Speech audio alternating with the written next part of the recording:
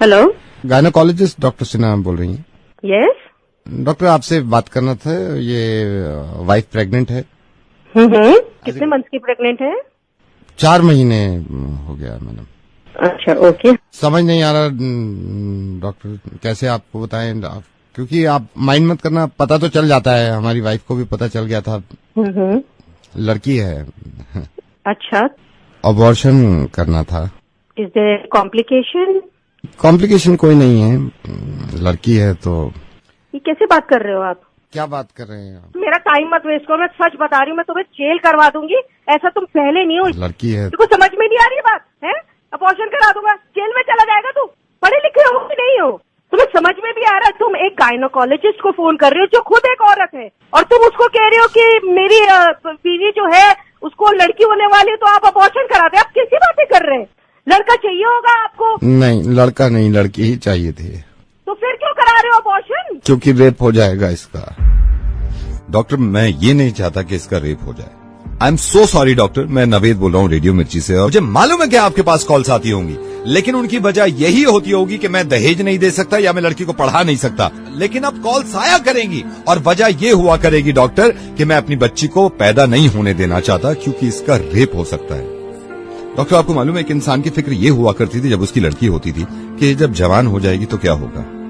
Doctor, वहां तक तो पहुंच ही नहीं रही है। दिल्ली में 8 महीने की बच्ची का रेप हुआ। 8 महीने की बच्ची होती कितनी, अगर वो तंदुरुस्त ना हो, इंसान के एक हाथ में आ जाती है, उसका रेप हुआ है।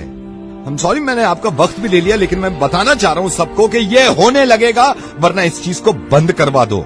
मेरी समझ में नहीं आता, ये स्लोगन देखने के बाद लोग खुश हो जाते हैं, बेटी बचाओ बेटी पढ़ाओ। क्यों हम पहले ही जाहिर कर देते हैं कि बेटियां कमजोर हैं, पढ़ी लिखी भी नहीं है, इनको बचाना भी है। ऐसे स्लोगन क्यों नहीं बनते कि बेटे को बताओ और ना माने तो थप्पड़ लगाओ।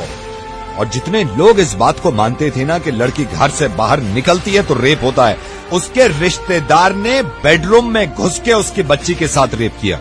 जब इसके माँ बाप ने इस बच्ची को देखा तो खून में लथपथ पड़ी थी, पूरा हॉस्पिटल गूंज गया था इसकी चीख से। और हिंदू मुस्लिम, आप करते रहिए अपना काम एक दूसरे को बुरा भला कहने में और जुलूस निकाल के एक दूसरे को मारने में। अगर शर्म है ना थोड़ी सी, तो इनसे ज्यादा खतरनाक जो हमारे मुल्क में हो रहा है कि बच्चियों के रेप जो करते हैं, उन जानवरों को जाके सबक सिखाओ, इतनी भीड़ ले जाकर। और कोई बताने की जरूरत नहीं है किसी को कि लड़कियां किसी से कम नहीं होती। जब आप किसी को ये बताते हैं कि लड़कियां किसी से कम नहीं है, इसका मतलब यह है कि कहीं ना कहीं पहले से ही दिमाग में हमने ठूस रखा है कि लड़कियां कम होती है।